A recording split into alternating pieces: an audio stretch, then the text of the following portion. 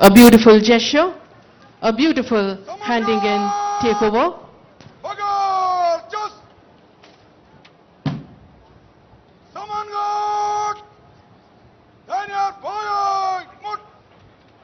Their positions taken.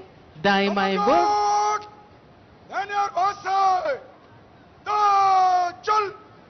Ladies and gentlemen, as the contingents gracefully move out of the marching arena, yet we find discipline, unity and commitment to their motherland and their Telangana.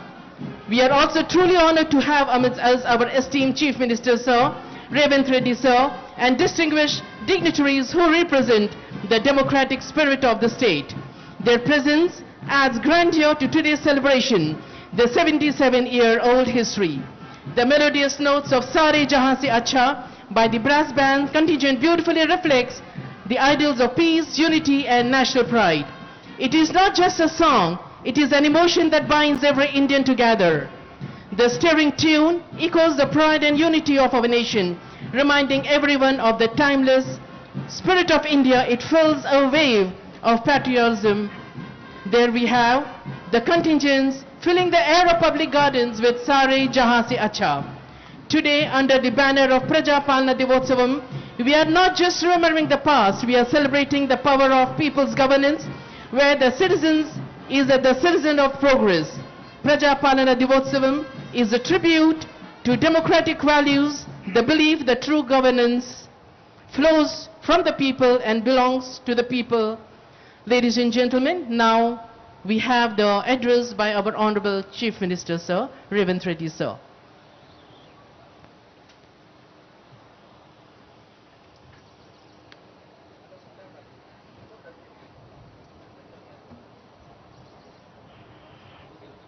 Telangana ప్రజాస్వామ్య చరిత్రకు శ్రీకారం చుట్టిన శుభదినం.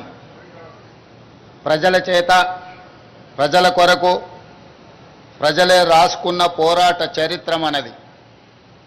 నిజాం నియంతృత్వంపై సామాన్యుడు సాయుధ పోరాటంతో సాధించుకున్న విజయం ఈరోజు మనము అనుభవిస్తున్న ప్రజాస్వామ్యం. ప్రపంచ ఉద్యమాల చరిత్రలో సువర్ణాక్షరాలతో లిఖించదగ్గ ఘనత తెలంగాణ సాయుధ పోరాటానిది. 1948 సెప్టెంబర్ 17 ఈ పోరాటంలో ప్రజలు విజయం సాధించి స్వేచ్ఛా పతాకను ఎగరవేసిన రోజు. ఈ గడ్డపై రాచరికానికి ఘోరీ కట్టి ప్రజాపాలనకు హారతి పట్టిన రోజు సెప్టెంబర్ 17. అందుకే ఇది ప్రజాపాలన దినోత్సవం.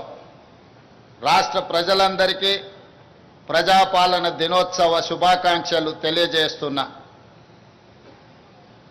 స్వేచ్ఛ మన జీవన విధానం.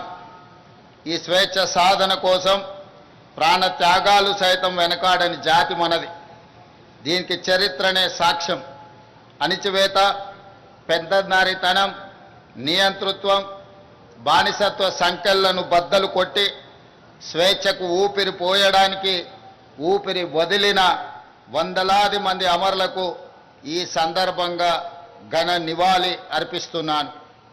సెప్టెంబర్ 17, 1948 తెలంగాణ చరిత్రలో ఒక మైలురాయి.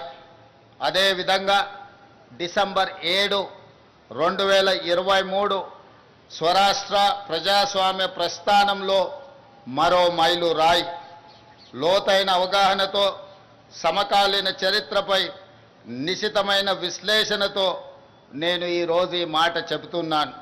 ఎన్నో ఆశలు, ఆకాంక్షలతో మొదలైన స్వరాష్ట్ర ప్రస్థానం తిరిగి మళ్ళీ నియంతృత్వ నిర్బంధంలోకి జారిపోయిన తీరు గత ప్రభుత్వంలో మనం చూసాం.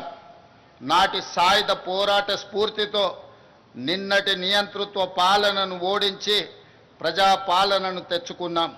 అందుకే డిసెంబర్ 7, 2023 కూడా ఒక చారిత్రాత్మక సందర్భంగా భవిష్యత్ తరాలకు గుర్తుండిపోతుందని నేను భావిస్తున్నాను.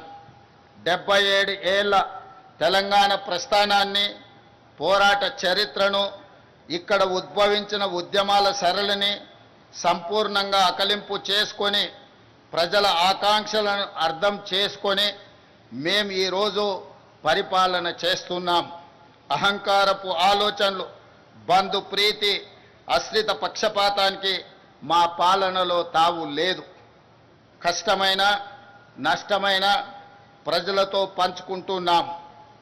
ప్రజల ఆకాంక్షలు, వారి ఆలోచననే ప్రామాణికంగా నిర్ణయాలు తీసుకుంటున్నాం. తీసుకున్న నిర్ణయాలలో మంచి చెడు విశ్లేషించే అవకాశాలను ఇస్తున్నాం. తప్పులుంటే దిద్దుకుంటున్నాం. మంచి చేయడమే బాధ్యతగా మేము భావిస్తున్నాం. అభివృద్ధిలో ప్రపంచంతో పోటీ పడాలన్న తపనతో పని చేస్తున్నాం. ప్రతి పేదవాడి ముఖంలో ఆనందమే లక్ష్యంగా సంక్షేమ పథకాలను, సంక్షేమ చరిత్రను తిరగరాస్తున్నాం. 7 దశాబ్దాలుగా తెలంగాణ ఆశిస్తున్న స్వేచ్ఛ, సామాజిక న్యాయం, సమాన అవకాశాలు మా ప్రభుత్వ ప్రాథమిక ఎజెండా. ఏ సామాజిక లక్ష్యాల కోసం తెలంగాణ తపించిందో, ఏ సమానత్వ సాధన కోసం మన గడ్డపై ఉద్యమాలు జరిగాయో, ఈ పవిత్ర లక్ష్య సాధననే మా ప్రాధాన్యత. అభివృద్ధిలోనే కాదు, స్వేచ్ఛ, సమాన అవకాశాలు, సామాజిక న్యాయం విషయంలో కూడా తెలంగాణ దేశానికి ఒక రోల్ మోడల్గా ఉంటుంది అని ఈ సందర్భంగా నేను తెలియజేస్తున్నాను.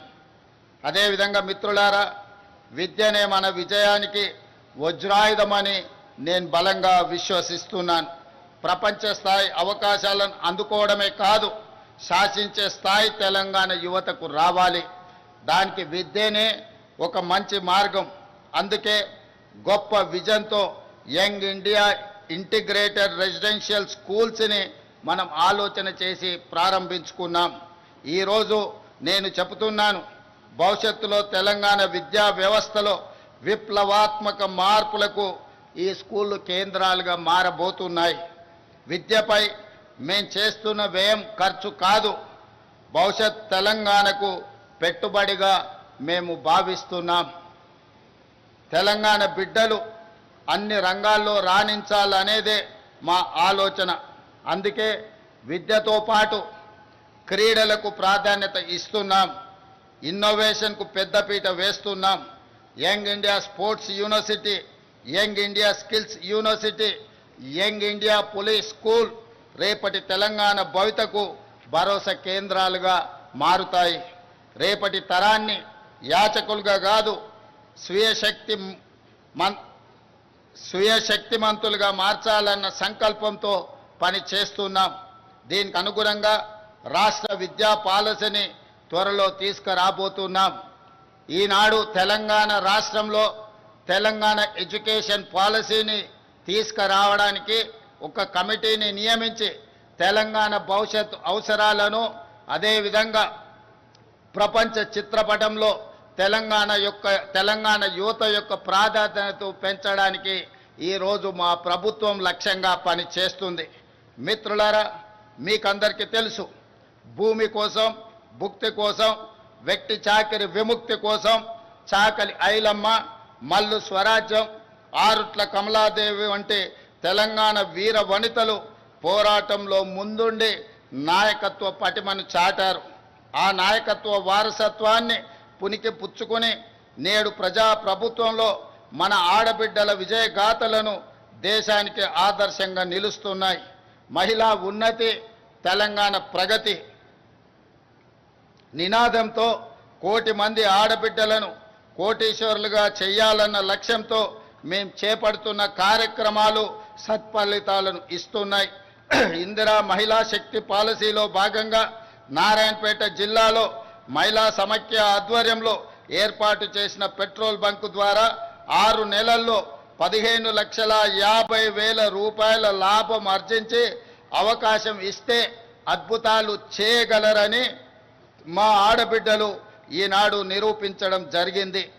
డ్వాక్రా మహిళా సంఘాలు ఉత్పత్తులను విక్రయించేందుకు ప్రత్యేకంగా ఏర్పాటు చేసిన ఖమ్మం మహిళా మార్ట్ విజయవంతంగా నడుస్తుంది. రాష్ట్రంలో మరికొన్ని మహిళా మార్టులను ఏర్పాటు చేయాలని మా ప్రభుత్వం ఆలోచన చేస్తున్నది. అదేవిధంగా మిత్రులారా, ఆహార ధాన్యాల కొరత నుండి ఆహార సమృద్ధి సాధన వరకు ఈ దేశంలో వ్యవసాయ రంగానికి ప్రాధాన్యత ఇచ్చి రైతును రాజును చేసిన చరిత్ర కాంగ్రెస్ ప్రభుత్వాలది. హరిత విప్లవం నుండి ఉచిత విద్యుత్తు వరకు, రుణమాఫీ నుండి రైతు భరోసా వరకు రైతుల కోసం మనం రూపొందించిన సంక్షేమ పథకాలు ఎప్పటికప్పుడు కొత్త చరిత్రను సృష్టిస్తున్నాయి.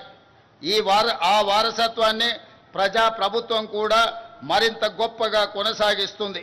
రాష్ట్రంలో 25,35,000 మంది రైతులకు 20,616 కోట్ల రూపాయల రైతు రుణమాఫీ చేసి రుణ విముక్తులను చేసిన రాష్ట్రము దేశంలోనే తెలంగాణ మొట్టమొదటిది. మాఫీ ఈ దేశంలో ఏ రాష్ట్రం చేయని విధంగా రైతులను ఆదుకునే ప్రయత్నం మా ప్రభుత్వం చేస్తున్నది. ఇందిరమ్మ రైతు భరోసా కింద 9 రోజుల్లో 9,000 కోట్ల రూపాయలు రైతుల ఖాతాలో వేసి పెట్టుబడికి భరోసా ఇచ్చాం. ఆర్థిక పరిస్థితి సహకరించకపోయినా రైతుల సంక్షేమ విషయంలో రాజీ పడలేదు. కేవలం ఏడాది కాలంలో 1,04,000 కోట్ల రూపాయల రైతు ప్రయోజనాలపై ఖర్చు చేసిన ప్రభుత్వం ఈ దేశంలో మరొకటి లేదు. 7,178 కొనుగోలు కేంద్రాలను ఏర్పాటు చేసి రైతుల వద్ద చివరి గింజ వరకు ధాన్యం కొంటున్నాం. ధాన్యం కొనుగోలు చేసిన 48 గంటల్లోనే రైతుల ఖాతాలో జమ చేస్తున్నాం. సన్నాలకు క్వింటాల్కు 500 రూపాయల బోనస్ ఇస్తున్నాం. రాష్ట్రంలో 29 లక్షల వ్యవసాయ మోటార్లకు 24 గంటల ఉచిత విద్యుత్తు అందిస్తున్నాం. దీనికోసం రాష్ట్ర ప్రభుత్వం 16,691 కోట్ల రూపాయల సబ్సిడీని విద్యుత్ సంస్థలకు చెల్లిస్తున్నాం. గత ఏడాది 2,90,2.90 కోట్ల టన్నుల ధాన్యం ఉత్పత్తిలో దేశానికే తెలంగాణ ఆదర్శంగా నిలిచింది. ఈ ఏడాది 2,80,00,000 మెట్రిక్ టన్నుల ధాన్యం ఉత్పత్తిలోనే దేశం అగ్రస్థానంలో నిలిచింది. అదేవిధంగా మిత్రులారా, ప్రజాప్రభుత్వం తొలి 20 నెలల్లోనే ఎలాంటి వివాదాలకు ఆస్కారం లేకుండా సుమారు 60,000 ప్రభుత్వ ఉద్యోగాల భర్తీ చేశాం. పోటీ పరీక్షల నిర్వహణలో అత్యంత పారదర్శకతతో వేగంగా ఫలితాలు వెల్లడించి నియామక పత్రాలు అందించాం. ఈ దేశ పరిపాలన వ్యవస్థలో తెలంగాణ భాగస్వామ్యం ఉండాలి. అందుకే అఖిల భారత సర్వీసులకు వెళ్ళాలని కోరుకునే తెలంగాణ బిడ్డల కోసం ప్రభుత్వం అండగా నిలుస్తుంది. రాజీవ్ గాంధీ సివిల్స్ అభయ హస్తం ద్వారా ₹1,00,000 ఆర్థిక సహాయాన్ని ఈ నిరుద్యోగ యువకులకు అందిస్తున్నాం. సివిల్స్ మెయిన్స్కి ఎంపికైన 180 మందికి తెలంగాణ అభ్యర్థులకు ఆగస్టు 11న ఈ ఆర్థిక సహాయాన్ని అందించాం.